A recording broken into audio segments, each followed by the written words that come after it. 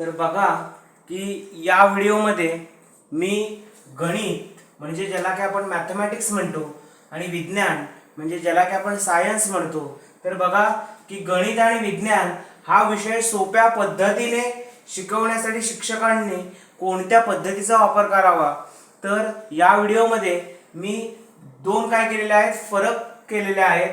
एकामध्ये मी गणित म्हणजे मॅथमॅटिक्सचे मुद्दे कन्सिडर केले, दुसऱ्यामध्ये सायन्स म्हणजे विज्ञानाचे मी मुद्दे काय केलेले आहेत, कन्सिडर केलेले आहेत.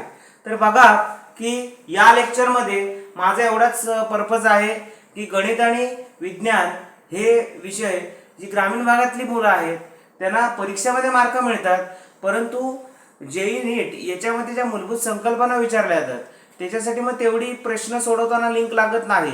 मग त्याच्यासाठी काय करावं ते मी या व्हिडिओच्या माध्यमामधून काय करणार आहे, सांगणार आहे. तर हा व्हिडिओ तुम्ही जास्तीत जास्त लोकांपर्यंत पोहोचवा. तर बघा की आजच्या व्हिडिओचं आपलं टायटल आहे गणित आणि विज्ञान हा विषय सोप्या पद्धतीने शिकवण्यासाठी शिक्षकांनी कोणत्या पद्धतीचा वापर करावा.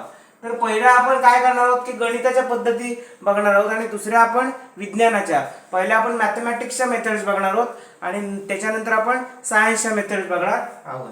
तर बघा पहिली मॅथमॅटिक्सची मेथड आहे प्रॉब्लेम सॉल्व्हिंग मेथड. म्हणजे काय की तुम्ही मॅथ्स किंवा गणिताचे सतत तुम्ही प्रॉब्लेम सॉल्व्ह केले पाहिजेत. त्यानंतर दुसरी आहे इंडक्टिव्ह मेथड. इंडक्टिव्ह मेथड म्हणजे काय की याच्यामध्ये तुम्ही काय केलं जातं की अनुमान काढलं जातं. अनुमान काढणे म्हणजे इंडक्शन करणे म्हणजे काय की एखादा थेरम आहे, तो थेरम तुम्ही प्रॉब्लेमला वापरणे आणि त्याच्यावरून तुम्ही उत्तर काढणे. तिसरी आहे डिडक्टिव्ह मेथड.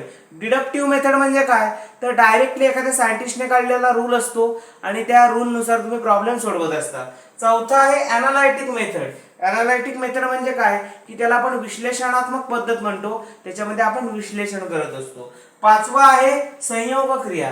म्हणजे काय की नंबर ऑफ स्टेटमेंट्स एकत्र करून आपण प्रॉब्लेम्स त्याच्यामध्ये सॉल्व्ह करत असतो. सहावा आहे डिस्कव्हरी मेथड किंवा आपण त्याला ह्युरिस्टिक मेथड असं म्हणत असतो. म्हणजे आपण जे वेगवेगळे शोध आहेत त्यांचा वापर त्याच्यामध्ये करत असतो. आणि सातवा आहे ऍक्टिव्हिटी बेस्ड किंवा लॅबोरेटरी मेथड. म्हणजे त्याच्यामध्ये कृती वेगवेगळे उपक्रम राबवले जातात. विज्ञानामध्ये कोणत्या मेथड आहेत बघा, पहिले आहे सायंटिफिक मेथड म्हणजे वैज्ञानिक मेथड ज्यामध्ये विज्ञानाचे वेगवेगळे नियम वापरले जातात. दुसरी आहे मॅथमॅटिकल मेथड, त्याला आपण गणितीय पद्धत असं म्हणतो. तिसरी आहे एक्सपेरिमेंटल मेथड, त्याला आपण प्रयोगात्मक पद्धत असं म्हणतो. चौथी आहे कम्प्युटेशनल मेथड, त्याला आपण म्हणजे काय की कम्प्युटेशन जास्त आपण मोजण्यावरती भर देतो याच्यामध्ये. सहावा आहे GUES मेथड. याचा अर्थ काय GUESS मेथड म्हणजे काय की सुरुवातीला फॉर एक्झाम्पल गिवन सुरुवातीला तुम्हाला काहीतरी प्रोव्हाइड केलं असेल, ते अननोन असेल, मग ते एक इक्वेशन असेल, त्यानंतर त्या इक्वेशन मध्ये काही सबस्टिट्यूट करा आणि सॉल्व्ह करा. त्याच्यानंतर सहावा असेल थेरॉटिकल मेथड, त्याला आपण थिअरी मेथड असं म्हणतो. म्हणजे की वेगवेगळी थिअरी आहे ती तुम्हाला मांडावी लागते. आणि सातवे आहे मॉडेलिंग अँड सिम्युलेशन, त्याला 3D ॲनिमेशन म्हणजे वेगवेगळे जे सिम्युलेटेड व्हिडिओज आहेत ते आपण या व्हिडिओमध्ये बघतो. तर बघा की या लेक्चरमध्ये मी थोडक्यामध्ये गणित आणि विज्ञानाच्या ज्या काही पद्धती आहेत त्या मांडण्याचा प्रयत्न केला आहे.